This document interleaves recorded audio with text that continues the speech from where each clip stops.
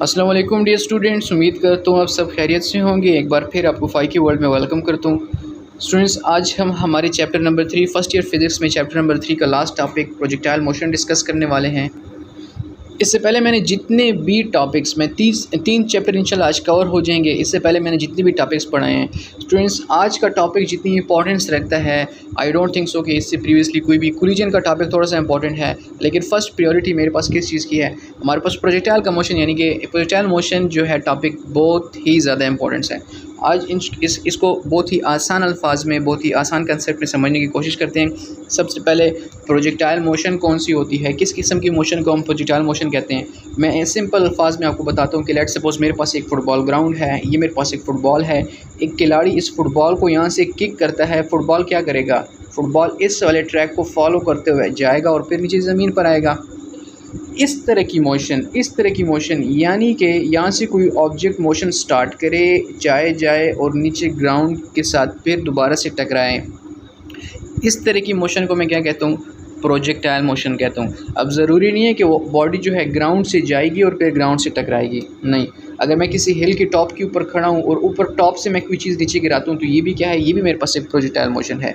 लेकिन जो सबसे जो सिंपल तरीके से हम सीख सकते हैं डेली लाइफ के हिसाब से, तुम्हारे पास क्या है, इस तरह की मोशन को हम क्या कहते हैं, प्रोजेक्टाइल मोशन कहते हैं। और जो पाथ ये फॉलो करता है, इस पाथ को हम क्या कहते हैं, इस पाथ को हम कहते हैं ट्रैजेक्टरी। ये सारी बातें स्टूडेंट्स यहाँ पे लिखी हुई है, मैं खुद से एक भी नहीं बता रहा, मैं सारी आपको पढ़ कर सुनाता हूँ, आपको फिर पता चल जाएगा। जो इस तरह की मोशन होती है उसको हम प्रोजेक्टाइल मोशन कहते हैं। जो इस पूरे के पूरे पाथ को हम क्या कहते हैं, इसको हम ट्रैजेक्टरी कहते हैं। और मोस्ट इंपॉर्टेंट चीज़, इसके ऊपर सिर्फ और सिर्फ एक फ़ोर्स यहाँ पे हम कंसिडर करेंगे जो इस बॉडी के ऊपर एक्ट करेगी, वो है हमारे पास ग्रेविटेशन फोर्स। इसके अलावा जितनी भी फोर्सेस हैं हमने अपनी सिंप्लिसिटी के लिए, वो मैंने क्योंकि मैं वीडियो के दरमियान में जब मैं चीज़ें प्रूफ करूँगा तो मैं आपको बताऊँगा, अपनी सिंप्लिसिटी के लिए बाकी चीज़ें हमने क्या कर ली हैं, उनको हमने ज़ीरो कंसिडर कर लिया, यानी कि वो फोर्सेस सारी हमने निगलेक्ट कर दी हैं। सिर्फ एक फोर्स इसके ऊपर एक्ट करेगी, वो मेरे पास कौन सी फोर्स होगी, वो ग्रेविटेशनल फोर्स होगी। आते हैं स्टूडेंट्स इसकी डिफिनीशन की तरफ। Form of two dimensional motion. Students हमारे पास टू डायमेंशनल मोशन है, ठीक है। एक्सपीरियंस बाय एन ऑब्जेक्ट और पार्टिकल, कोई भी ऑब्जेक्ट कोई भी पार्टिकल ये फोर्स जो है एक्सपीरियंस करता है, ठीक है। That is thrown near the earth surface and moves along a curve path. मेरा फुटबॉल कर्व पाथ पे जा रहा था, ठीक है, curve path under the action of gravity only. मैंने क्या किया, मैंने सिर्फ under the action of gravity की बात की। इन particular effect of air resistance भी होगी और भी बहुत सारी फोर्सेस होगी जो कि उसके पाथ को या फिर उस ऑब्जेक्ट को इफेक्ट करेंगी, लेकिन वो सारी मैंने क्या कर दी, वो मैंने निगलेक्ट कर दी है स्टूडेंट्स। सिर्फ और सिर्फ एक फोर्स उसके ऊपर एक्ट करेगी, उसको मैं क्या कहूँ, उसको मैं ग्रेविटेशन फोर्स कहूँगा, ठीक है।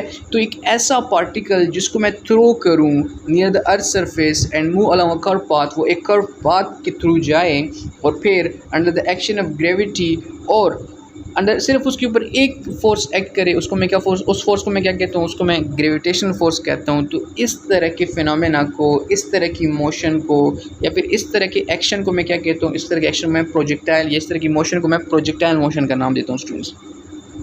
आई होप आपको समझ आ गई है। और the path followed by projectile is called trajectory.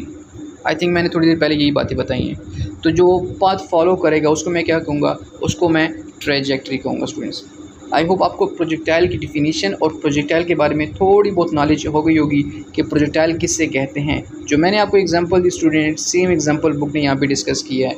Book क्या कहता है, फुटबॉल या क्रिकेट बॉल या कोई भी बॉल हम हिट करते हैं तो वो क्या करता है, कर्व पाथ पे मूव करता है। स्टूडेंट सारी बातें मैं आपको बता चुका हूँ अभी। Projectile motion only occur when there is one applied force at the beginning of the trajectory, after which there is no force apart from gravity। बहुत इंपॉर्टेंट बात इन्होंने यहाँ पे की है। ये क्या कह रहे हैं, प्रोजेक्टाइल मोशन जो है ना वो सिर्फ और सिर्फ किस केस में अगर होगी, आप फुटबॉल को सिर्फ यहाँ पे एक फ़ोर्स उसके ऊपर अप्लाई करते हो, इस जब हवा में जाता है और फिर ग्राउंड में आता है, अब दोबारा हवा में उड़ के यहाँ पे एक और किक देते हो, नहीं। सिर्फ उसकी इनिशियल पॉइंट पे आप उसको एक किक देते हो, वो ये पाथ फॉलो करता है और फिर ग्राउंड पर आ जाता है। तो इन्होंने भी यही बात की है, projectile motion only occurs when there is only one force applied at the beginning of the trajectory, after which there is no force apart from gravity. और उसके बाद ये ऊपर भी मैंने डिस्कस कर लिया कि उसके बाद सिर्फ एक ही फोर्स एक्ट करेगी जो कि ग्रेविटी, यानी कि आपने इनिशियल में उसके ऊपर एक फोर्स अप्लाई करनी है, फिर आपने कोई फोर्स अप्लाई नहीं करनी, उसके ऊपर सिर्फ एक जो हमारे पास फोर्स अप्लाई होगी वो हमारे पास कौन सी होगी, ग्रेविटेशन फोर्स होगी। ये हमारे प्रोजेक्टाइल मोशन, इस तरह की मोशन पे इस तरह की फोर्स से जो हमारे पास मोशन होगी उसको क्या कहेंगे, उसको हम प्रोजेक्टाइल मोशन कहेंगे। अच्छा, यहाँ पे स्टूडेंट्स बहुत ही ज़्यादा इंपॉर्टेंट चीज़ यहाँ पे इन्होंने डिस्कस की है, मैं आपको बताता हूँ। The vertical component A Y, हम वर्टिकल कंपोनेंट को वाई से शो करते हैं, हॉरिजॉन्टल कंपोनेंट को एक्स से शो करते हैं। अच्छा, A Y of the acceleration, अब एक्सेलरेशन है तो मैंने ए वाई उसको नाम दिया students, has a magnitude of 9.8 metre per second square, while the horizontal component in x has the magnitude of 0 metre per second square. मैं बताता हूँ स्टूडेंट्स यहाँ पे ये क्या बात कर रहे हैं, यहाँ पे स्टूडेंट्स मैं आपको बताता हूँ। अच्छा, इस बात के थ्रू हम इसको समझने की कोशिश करते हैं। ठीक है, यहाँ से स्टूडेंट्स मैंने एक फ़ुटबॉल को किक किया, लेट सपोज फुटबॉल जो है वो इस वाले पॉइंट के ऊपर है। ठीक है, अब फुटबॉल इस वाले पॉइंट के ऊपर है, इसकी जो वेलोसिटी है या फिर इसकी एक्सेलरेशन को पहले चलो कर लेते हैं। इसकी एक्सेलरेशन को मैं दो कंपोनेंट्स में डिवाइड कर लेता हूँ, एक हॉरिजॉन्टल कंपोनेंट होगा और एक वर्टिकल कंपोनेंट स्टूडेंट्स होगा मेरे पास। अब मैं आपको एक चीज़ समझाता हूँ, हॉरिजॉन्टल कंपोनेंट और वर्टिकल कंपोनेंट। मैंने आपको एक चीज़ बताई, इस फुटबॉल के ऊपर सिर्फ और सिर्फ बाकी सारी फोर्सेस मैंने निगलेक्ट कर लिए हैं, जिसकी वजह से ये इसकी जो मोशन है वो इफेक्ट हो सकती है, जो कि एयर रेजिस्टेंस है, जो कि विंड की डायरेक्शन है, बहुत सारे फैक्टर्स हो सकते हैं। ठीक है, वो सारी मैंने निगलेक्ट कर दी हैं, सारी मैंने हटा दी हैं, और मैंने कहा था इसके ऊपर सिर्फ एक फोर्स एक्ट करेगी, जो कि हमारे पास क्या है, ग्रेविटेशनल। और ग्रेविटेशनल फोर्स तो मेरे पास हॉरिजॉन्टल फोर्स तो नहीं है, वो तो मेरे पास क्या है, वो तो मेरे पास वर्टिकल फोर्स है। ठीक है स्टूडेंट्स, अब जब वो मेरे पास वर्टिकल फोर्स है तो इस फुटबॉल के ऊपर हॉरिजॉन्टल फोर्स, हॉरिजॉन्टल एक्सेलरेशन को मैं क्या, उसको मैं ज़ीरो नहीं कंसीडर करूँगा। हॉरिजॉन्टली तो इसके ऊपर कोई एक्सेलरेशन अप्लाई नहीं हो रही, इसके ऊपर तो सिर्फ एक एक्सेलरेशन अप्लाई हो रही है, जो कि ग्रेविटेशनल एक्सेलरेशन है, जो कि वर्टिकल है, वाई कंपोनेंट के साथ है। तो मैं क्या कहूँगा, acceleration of X component is equal to 0, acceleration due to Y component is equal to किसके बराबर होगा, जी की वैल्यू मेरे पास क्या है, 9.8 मीटर पर सेकेंड स्क्वायर। और ये चीज़ स्टूडेंट्स यहाँ पे इन्होंने डिस्कस की है, मैं आपको बताता हूँ। यहाँ पे है the vertical component A Y of the acceleration is magnitude 9.8 metre per second square, while the horizontal component X magnitude 0 metre per second square. और स्टूडेंट्स मैं आपको समझा चुका हूँ कि ऐसा क्यों होता है। फर्दर जाते हैं, फर्दर की ये सारी एग्जांपल्स डिस्कस कर चुके हैं, कुछ भी इसमें नहीं है। अच्छा स्टूडेंट्स, मैं जो आपको एक चीज़ बार बार बता रहा हूँ कि फ़ुटबॉल को मैंने यहाँ से किक किया, ठीक है, इसके ऊपर सिर्फ एक फोर्स एक्ट करेगी, जो कि हमारे पास ग्रेविटेशन फोर्स है, बाकी सारी फोर्सेस हमने नेगलेक्ट कर दी हैं। तो इस तरह का जो ऑब्जेक्ट होगा ना, या इस तरह की प्रोजेक्टाइल मोशन जो होगी, उसको मैं क्या नाम दूंगा, उसको मैं आइडियल प्रोजेक्टाइल मोशन दूंगा। आइडियल किस वजह से, क्योंकि ये हमारे पास डेली लाइफ में तो पॉसिबल नहीं है। आप ये फुटबॉल को किक करते हो, ये तो पॉसिबल ही नहीं है कि उसके ऊपर हमारे पास एयर का इफेक्ट ना हो, ये तो पॉसिबल ही नहीं है कि एयर की डायरेक्शन से फुटबॉल की मोशन इफेक्ट ना हो, ये तो पॉसिबल ही नहीं है कि हमारे पास उसके ऊपर एयर की जो हमारे पास रेजिस्टेंस है उसके ऊपर अप्लाई ना हो। ठीक है, तो ये हमारे डेली लाइफ में पॉसिबल नहीं, इसलिए इस तरह की मोशन को हम क्या नाम देते हैं, इसको हम आइडियल प्रोजेक्टाइल मोशन। अब आइडियल प्रोजेक्टाइल मोशन क्या है, neglect air resistance, wind speed, spin off projectile and other effective influencing the flight. जो भी चीज़ें फ्लाइट को इन्फ्लुएंस कर सकती हैं, अफेक्ट कर सकती हैं, वो सारी चीज़ें मैंने क्या कर दी, वो मैंने नेगलेक्ट कर दी। स्टूडेंट्स ये सारी बातें यहाँ पे लिखी हुई हैं, इसमें इतना डिटेल की जाने की ज़रूरत नहीं है। जो मेन चीज़ है उसके ऊपर फोकस करते हैं। थोड़ा सा नीचे आते हैं, मैं यहाँ पे एक बहुत ही इंपॉर्टेंट चीज़ आपको बताता हूँ स्टूडेंट्स, यहाँ पे आपने फोकस करना है। यहाँ पे स्टूडेंट्स हमारे पास एक पूरा एक प्रोजेक्टाइल मोशन है, मुख्तलिफ पॉइंट्स में हमने उसकी पोजीशन बताई गई है। ठीक है, 6 पॉइंट्स में क्या इसकी मुख्तलिफ पोजीशन बताई गई हैं। ठीक है, अब एक ऑब्जेक्ट है, यहाँ से उसको जब मैंने किक किया तो एक वेलोसिटी के साथ जा रहा था, यहाँ पे दूसरी वेलोसिटी, यहाँ पे एक और वेलोसिटी, यहाँ पे एक और वेलोसिटी, यहाँ पे एक और वेलोसिटी। अब स्टूडेंट्स जो हम वेक्टर का चैप्टर डिस्कस कर रहे थे, कोई भी हमारे पास वेक्टर कंपोनेंट होता है, उसको हम क्या करते हैं, मैं फोर्स इसलिए मेरे जहन में आया क्योंकि उसमें हम फोर्स को डिस्कस करते थे, तो उसको हम दो कंपोनेंट्स में हम उसको क्या करते हैं, रिजॉल्व करते हैं। एक हमारे पास एक्स कंपोनेंट होता है और एक हमारे पास वाई कंपोनेंट होता है। तो सेम इज़ द केस यहाँ पे वेलोसिटी को हम क्या करेंगे, उसके एक्स कंपोनेंट और उसके वाई कंपोनेंट में हम उसको हर एक पॉइंट पे जिस पॉइंट पे हम वेलोसिटी फाइंड करना चाहते हैं, हम इसको उसके एक्स कंपोनेंट और वाई कंपोनेंट दोनों में रिजॉल्व कर देंगे स्टूडेंट्स। फिर एक्स कंपोनेंट को अलग से फाइंड करेंगे, वाई कंपोनेंट को अलग से फाइंड करेंगे। इसमें एक छोटा सा पॉइंट है, कंसेप्चुअल पॉइंट है, जिसको समझना बहुत ज़रूरी है, वो मैं आपको बताऊँगा जब उसको हम डिराइव करें, वेलोसिटी को जब डिराइव करेंगे तो मैं आपको बताऊँगा। ठीक है, अच्छा स्टूडेंट्स यहाँ पे थोड़ी सी हमें बताया हुआ है कि consider a projectile which turn with the velocity v not, ठीक है, making an angle theta with the horizontal. ठीक है, जो इनिशियल वेलोसिटी हमारे पास क्या दी हुई है, हमारे पास वो v नॉट दी हुई है। ये आपने एक चीज़ ध्यान में रखनी है, ठीक है। Horizontal component velocity remains constant through the flight.